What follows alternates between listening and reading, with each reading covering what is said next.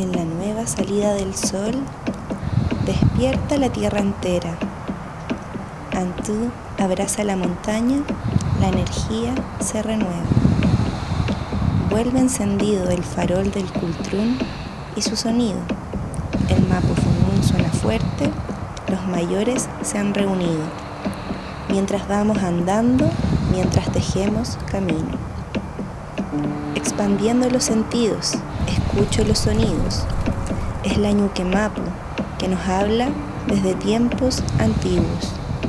Lo murmura la montaña y la neblina acompaña. El cielo azul esconde un milagro silencioso.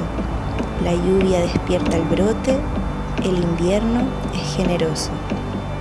Ilumina nuestro rostro, los primeros rayos del sol. Fortalece el espíritu y nutre el corazón. La vida toda se renueva en la nueva salida del sol.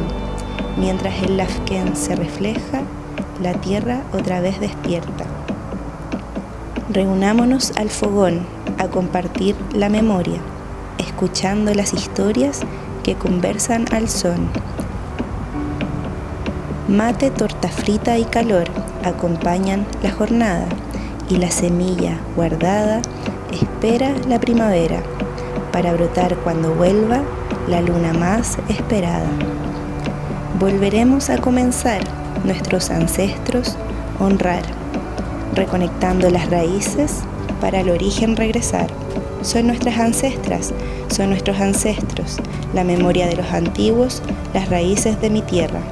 Renovaremos la fuerza luego de tan larga noche, que nunca muera la esencia de nuestra gente y raíz, porque es cordillera y semilla, memoria y futuro, y aunque el invierno sea oscuro, el sol vuelve a retornar aquí.